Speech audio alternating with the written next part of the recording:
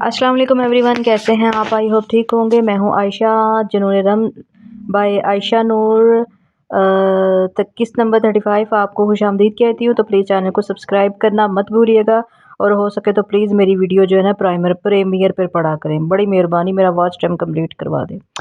مکرم کو جیسے ہی خبر ہوئی کہ رامز اور شیران مرزا کا جھگڑا ہوا ہے، وہ فرشتے کو شہر سے واپس لے آیا۔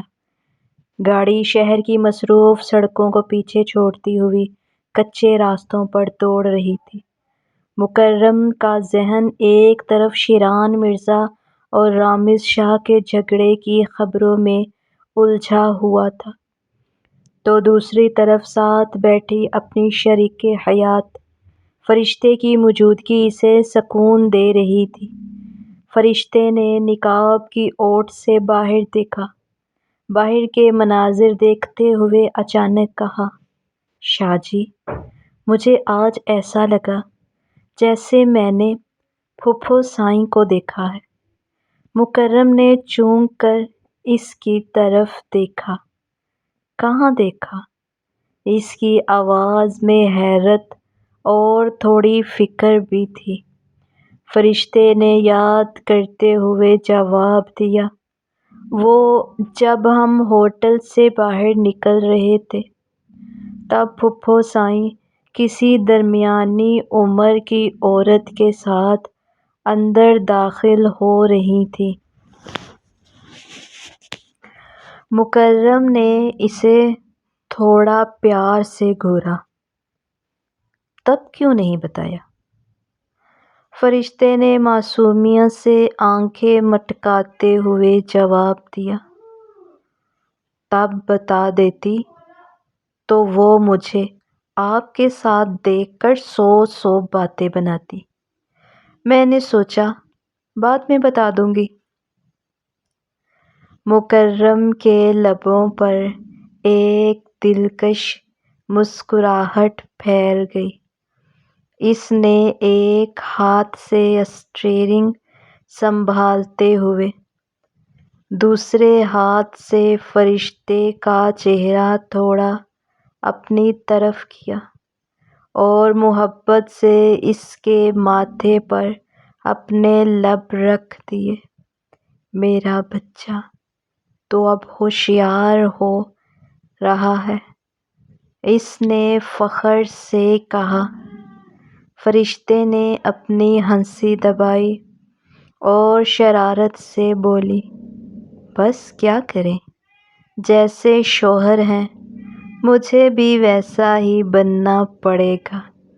مکرم نے ایک لمبا سانس لیا اور مصنوعی اداسی کے ساتھ بولا، شوہر تو تمہارا رومانٹک ہے، مگر تم تو بالکل بھی رومانٹک نہیں ہو، میری تو قسمت ہی پھوٹ گئی۔ اس نے ایک ہاتھ سے فرضی آنسو صاف کیے، جیسے واقعی کوئی بہت بڑا ظلم ہوا ہو۔ فرشتے نے اسے کھا جانے والی نظروں سے دیکھا، مگر مکرم آج رکنے والا نہیں تھا۔ کاش کوئی ایسی رومانٹک بیوی ہوتی جو کبھی محبت کا اظہار کرنا جانتی، کبھی قربتوں کا مان رکھتی، مگر یہاں تو بس خاموشیاں ہیں۔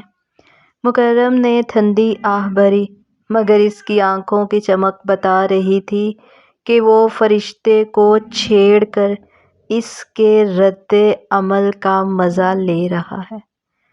فرشتے کا چہرہ نقاب کے اندر ہی شرم سے سرخ ہو گیا۔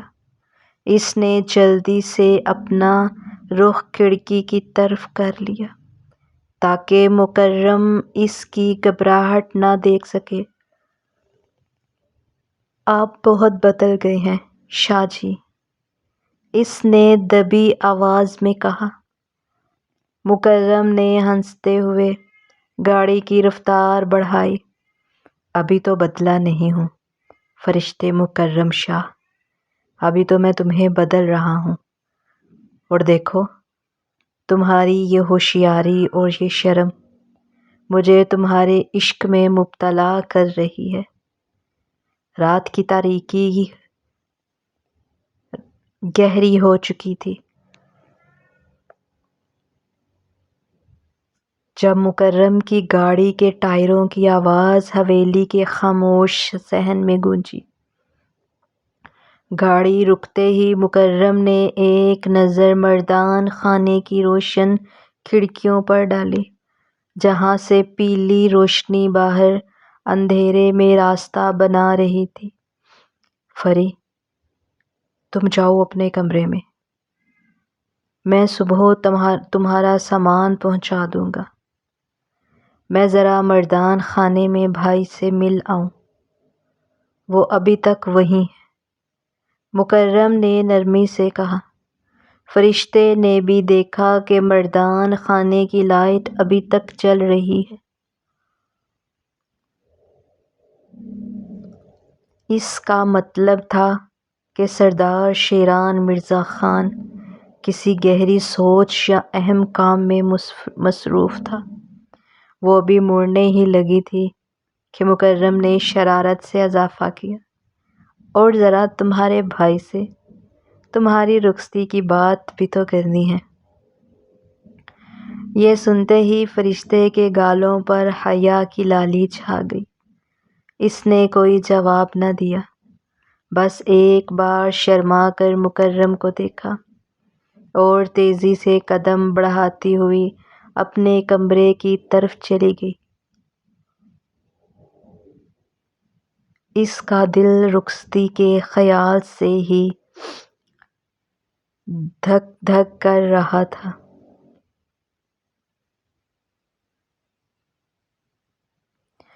دوسری طرف مکرم کے قدم اب مردان خانے کی طرف بڑھ رہے تھے۔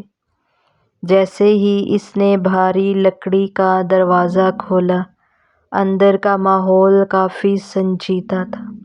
سردار شیران مرزا خان اپنے مخصوص صوفے پر بیٹھا تھا۔ سامنے میز پر کچھ کاغذات بکھرے ہوئے تھے اور اس کے ماتھے پر موجود لکیریں اس کی پریشانی کی عکاسی کر رہی تھی۔ آؤ مکرم، شہر کا سفر کیسا رہا؟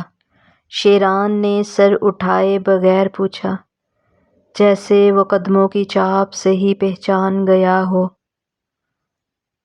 کہ کون آیا ہے۔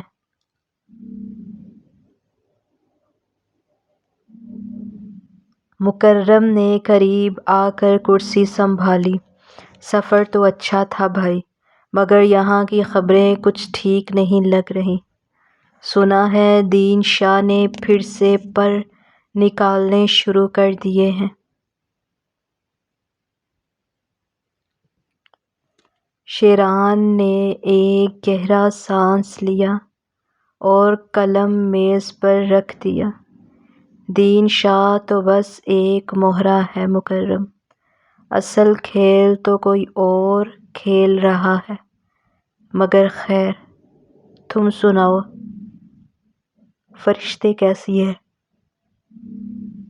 مکرم نے موقع غنیمت جانا اور سنجیدہ ہوتے ہوئے بات کا رخ موڑا۔ بھائی، فرشتے ٹھیک ہے، مگر اب میں چاہتا ہوں کہ اسے باقاعدہ اپنے گھر لے جاؤں۔ کب تک وہ اس طرح مہمان بن کر رہے گی؟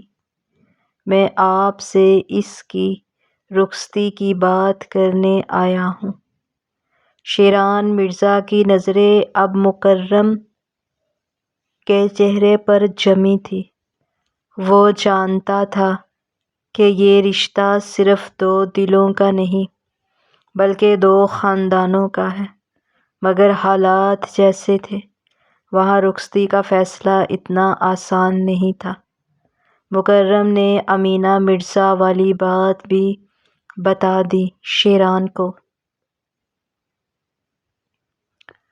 شیران مرزا جو اب تک رخصتی کی بات پر خاموش تھا، امینہ مرزا کا نام سنتے ہی ایک دم سیدھا ہو کر بیٹھ گیا۔ اس کی آنکھوں میں حیرت اور غصے کی ایک لہر دوڑی۔ پھپھو سائیں ہوٹل میں؟ شیران کی آواز میں ایک عجیب سی گونج تھی۔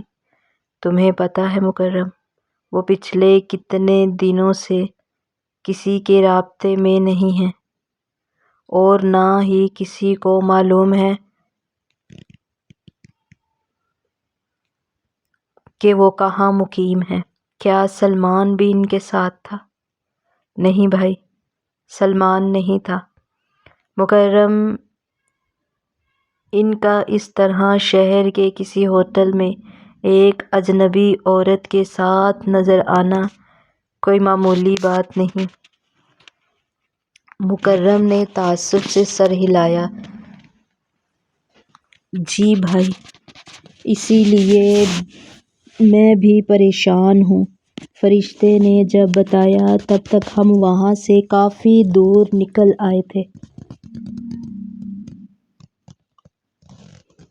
اس کا کہنا ہے کہ وہ کسی درمیانی عمر کی عورت کے ساتھ کافی سنجیدگی سے گفتگو کر رہی تھی۔ شیران نے اٹھ کر کمرے میں ٹہلنا شروع کر دیا۔ اس کے دماغ میں کڑیاں ملنے لگی تھیں۔ ایک طرف دین شاہ کا زمینوں پر جھگڑا، دوسری طرف امینا مرزا کا پراسرار طریقے سے منظر عام پر آنا۔ مکرم، یہ اتفاق نہیں ہو سکتا۔ پھپھو سائیں کا یوں چھپ کر ملنا اس بات کی طرف اشارہ ہے کہ حویلی کے خلاف کوئی بڑی سازش تیار ہو رہی ہے۔ شیران نے رک کر مکرم کی طرف دیکھا۔ رخصتی کی بات ہم ضرور کریں گے، لیکن پہلے مجھے یہ معلوم کرنا ہے کہ وہ عورت کون تھی اور پھپھو سائیں کے ارادے کیا ہیں۔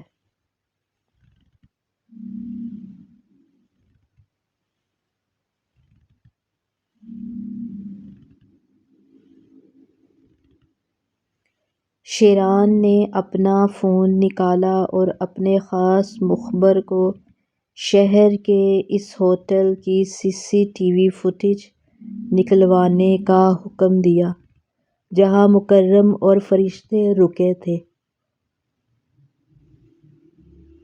بھائی، اگر وہ عورت فاطمہ شاہ کی کوئی عزیز ہوئی تو؟ مکرم نے اپنا خدشہ ظاہر کیا۔ شیران کے لبوں پر ایک تلخ مسکراہٹ آئی۔ اگر ایسا ہے تو پھر اور مزہ آئے گا کھیلنے کا۔ سننے میں آیا ہے دین شاہ کا فاطمہ شاہ سے کافی پرانا یارانہ ہے۔ شیران کی بات پر مکرم کو ہنسی آئی۔ بھائی، یہ بڈھا نہیں سدھرے گا۔ شرم کرو مکرم، وہ تمہارے ماموں شاہ ہیں۔ شیران نے آنکھ ونک کی۔ ماموں شاہ تو آپ کے بھی ہیں بھائی، بس تھوڑا دھیان سے۔ اگر ہماری بیویوں کو پتہ چل گیا تو ہماری خیر نہیں۔ مکرم کی بات پر شیران اور مکرم کا قہقہ گونجا۔ تم کل صبح دوبارہ شہر جاؤ، مگر اس بار اکیلے نہیں، اپنے 2 قابل بھروسہ آدمی ساتھ رکھو۔ ہمیں اس ہوٹل اور اس عورت کا سراغ لگانا ہوگا۔